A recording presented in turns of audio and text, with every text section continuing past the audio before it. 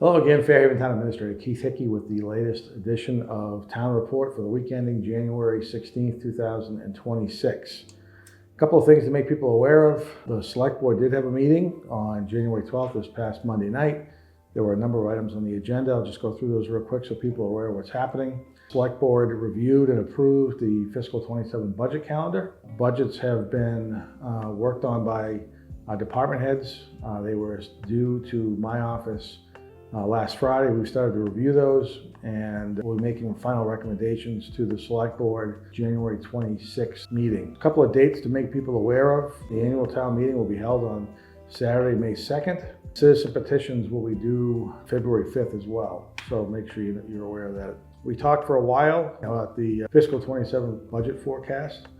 As you probably recall, 8 months ago, the interim town administrator and the finance director made a presentation at a meeting that identified what they expected to be a need for a Proposition 2.5 override as part of fiscal 27's budget of about $1.6 to $1.7 million for level services. That number appears to be the same now. There's some information that was presented to the Select Board Tuesday night where the finance director and I have laid out what we believe our budget deficit is going to be for fiscal 27 with current staffing levels and current programs that are offered. I've asked department heads to also provide a budget for fiscal 27 that is no greater than the fiscal 26 department budget that they had, which will in most cases include impacts to staffing.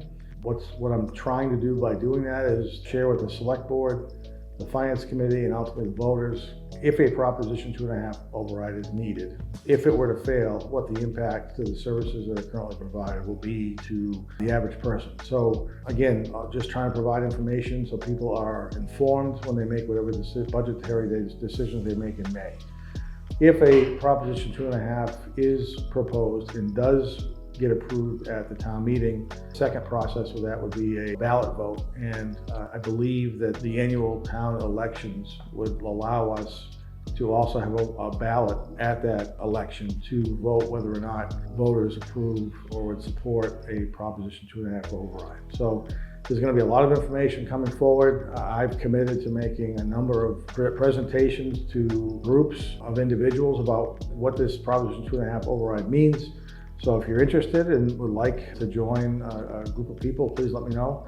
Reach out to me if you'd like, and I'd be happy to try to set up a time to do that. But it's going to be important for people to just keep an eye on this weekly TV show and also the town website to make sure people are aware of what's happening. We're going to post as much information as we possibly can, provides answers to questions you may have. And if you do have questions you can't find an answer to, please reach out. We'll be happy to try to provide that answer for you. Once we finished up with that, there was kind of a housekeeping issue just to sign the bonds that were issued for sewer department for the current project. Brought forward a request to the board to consider amending the town's non-union personnel policy to increase the number of personal days by 1 from 3 to 4, and also create a new threshold for vacation. So anybody who's over, I believe it's 20 years, would get an additional week's vacation. Those changes to the benefits were approved by the Select Board and ultimately town meeting. The last AFSCME labor contract, so all I'm trying to do is have the non-union people have the same benefits as the unionized employees receive.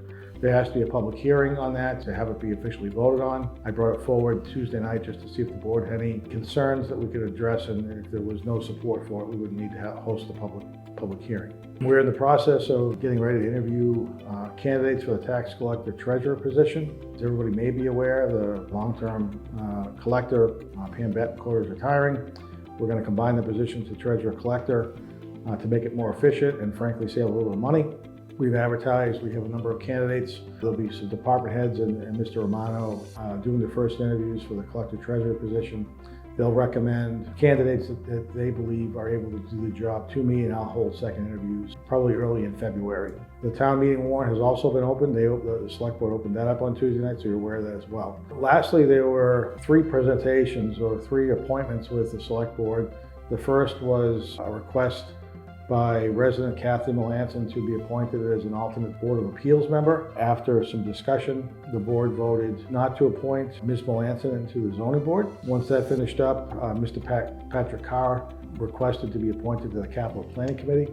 The Select Board approved Mr. Carr to the Capital Planning Committee. Lastly, we had resident Michelle Costin come in and have a discussion about whether or not to consider creating a community land and/or housing trust that the Community Preservation Committee could potentially fund applications to assist with the construction of potentially or the acquisition of affordable housing for residents to potentially live in. Ultimately, the Select Board, I think, is interested in that.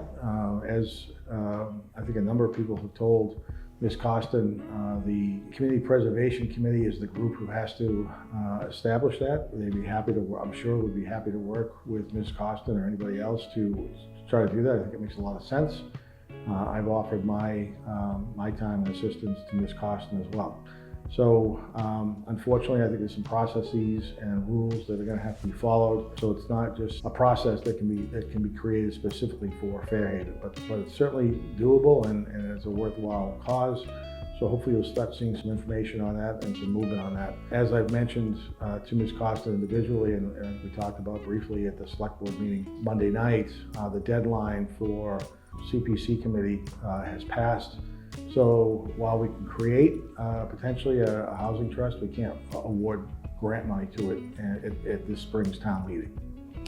So that was the discussions that occurred this past Monday night at the Select Board meeting. There was a request, and there will be a Select Board meeting next Tuesday evening. There's a few housekeeping items that we're trying to get addressed. I'm seeking the board to approve my recommendation to hire a principal assessor. I'm hopeful that the Select Board will support that. If so, then I would expect a new assessor sometime in February. Lastly, just want to remind people again that Monday, January 19th is Martin Luther King Day. The town office building, schools, the library will be closed. Please plan accordingly, but just want to remind everybody that most of the town facilities are closed on Monday the 19th. So again, capital planning is underway. There'll be some discussions going on this week. If you're interested in watching a lot of deliberations and the department head presentations to their proposals to the Capital Planning Committee, that will be filmed later this week and probably available to people during the week of January 19th, so if people are interested in watching that information. So we're in the thick of the budget discussions right now. We'll present as much information on our website as we possibly can so people can take a look at that if they'd like to. And as I mentioned earlier, please feel free to reach out if you have any questions or comments or concerns. So with that, I want to thank everybody very much for watching. We'll see you again next week.